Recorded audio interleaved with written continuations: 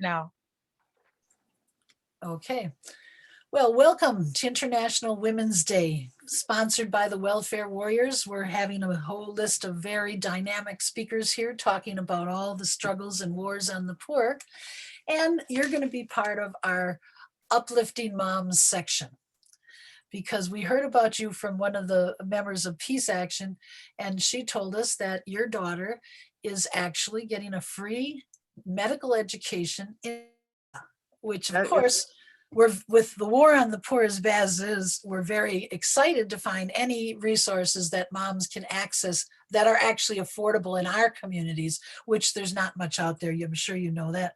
yeah. So let's start out. How many children do you have? First, wait, I should first introduce you. We're speaking to Rebecca Skeeter, and she's a mother of how many children? I have 4 adult children. Okay. And have you ever been a single mom? I was a single mom. Their dad passed away Oh, sorry. in 2003. And Alex at that time was 11. And Alicia, my other daughter, was 13. And then the 2 boys that their brothers were a little bit older than that. A hard time to be a single parent during teenage years. Absolutely. Congratulations, you made it, right? I did. Yes. Thank you very much. So tell us a little bit about how your daughter and you heard about this free education in Cuba, medical education. Yes, the ELAM, the Escuela Latin American Middle School in Cuba. It's called ELAM for short. Well, actually, her older sister Alicia heard about the program. One of the graduates from ELAM was at UW Milwaukee, and he was talking about the Cuban opportunity that he had. And he went from his country, and after he completed his education and developed a whole clinic for their country. And what country was he from? I know you were going to ask me that, and it's like right at the tip of my tongue.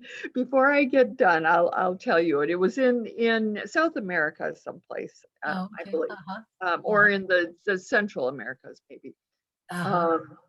Okay, so go ahead. He started a clinic. Yes, and so Alicia was listening to this. So Alicia is my other daughter. Her and Alex are 2 years apart.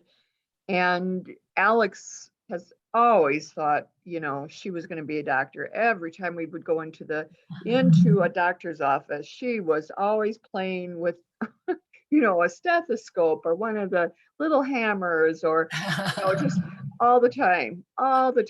And I was like, Alex, stop it. Doctors could come in. But so she's always been interested in that field. And so this doctor that Alicia heard was represented by IFCO. And I'm not sure that this is the organization that Alex had gone through. IFCO is an organization out of New York. And IFCO stands for the Interreligious Foundation of Community Organizing. And they do a lot of stuff, not only, with the go-between Cuba and the American medical students that are interested in that, but they do a lot of organizing in general. And so one thing led to another. Alex put her application into IFCO. So this organization, the lady, the director of IFCO is Gail Walker, and Lucius Walker used to be in Milwaukee years ago. He did some work here years ago. And just to make, I remember him. Yeah. Yes, a long story short, he was over in, Cuba and some of those other Latin American countries, and felt that, we need to get health care and see what they're doing and let them see what we're doing. And so he created this possibility of doing that with Cuba, so that's what happened. And eventually, so it's been over 20 years that IFCO has been helping American students get into this free educational program that the Cuban government supplies.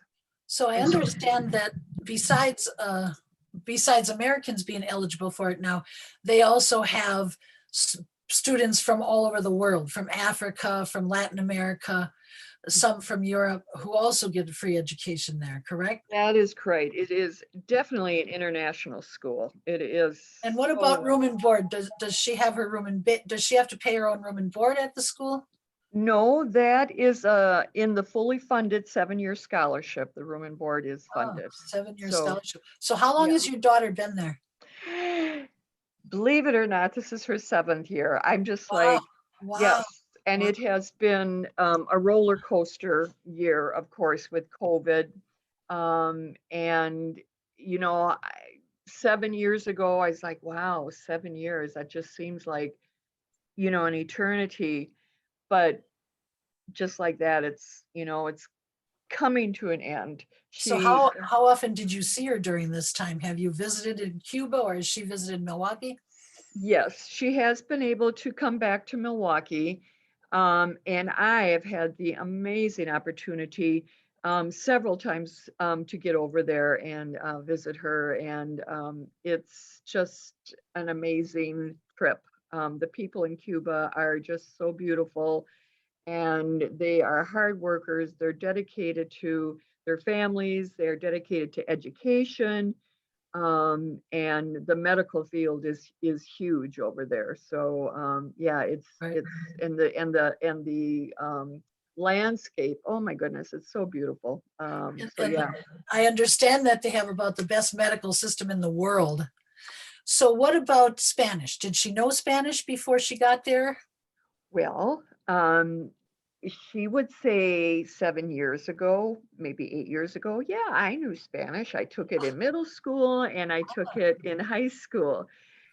But it laid a very, very basic foundation for her. So she knew it, she liked to speak it, but now my little Spanish speaking is amazing, But I asked her about that, because I saw that question there, and I said, I said, so what they do is if you do not know the language, that first year that they have is kind of like a pre-med, and they give you some basic foundation courses, but then you are also practicing your Spanish. And I remember her saying, oh mom, they ask you, and if you don't say it right in Spanish, you have to say it over, and if you still don't, then you have to go and practice. But she said she still works on it every day, just learning. I mean, she's very fluent in it, because that's all they do. They teach it in Spanish. So you have Right, to know, right, right, and all the diseases and the medicines, and, all of right, that is right, done in Spanish. But right, she continues to hear different things. And, just like we have different ways of saying things, right, right. that it takes a while. So yeah, it's a continual learning, but So, having a so little probably helped. right, right. So what does a person have to do? What other than she filled out an application and she sent it in? Were Mhm. there other requirements she had to meet? Is there an age requirement? Um, they have, I think, and I'm pretty sure about this, at one point you had to be 30 and under, but they Uh-huh. have moved that now back to 26. And Oh, then you cannot be no 26. longer than 20, you cannot be no older than 26 to enter the program, just because it is 7 years. And then, you know, you have to come back. You still have to, get into residency in the States, Right, do your residency here. And so that could be 2 to 3 years, depending in what discipline of the medicine that you go into. So, yes, and you have to have some basic science courses in your undergrad. Um, so, um, and you know, You have to have a college degree? I was just gonna, you know what? I'm texting these questions to Alex as we speak. I don't know that you have to have a college degree. I know you have to have a certain amount of science credits. Okay, okay. And so she is committed now. They ask the students when they go back to their country to serve an underserved area of the country, correct? And basically to try and help the poor people who don't have proper access to doctors in our country. It, So what is her plan? Where does she think she'll be landing when she comes back? well, I am so pleased because that's been a evolving question over these 7 years. But just recently, I think she really wants to come back to me, and I'm just Uh, like thrilled that that she's that um, because I would love to have her here, of course. However, as residencies go, they place you, they apparently they give you 3 or 4 choices, of where you'd like to be, and then they try to match you up with them. And I think that's why it's at some point it's called the match program, because they match uh, you with the residency that would be best. But she definitely is thinking very strongly right now about trying to get into a residency in Milwaukee here. uh-huh, uh-huh. So once she completes a residency, then she's a full-fledged doctor, right? Uh, Yes, yes, yes. And she will be a doctor in Cuba before she leaves, because she has to pass their board tests in Cuba. ah, But because of the unfortunate blockade, um, and between the U.S. and Cuba, she could never work there and stay there. uh-huh.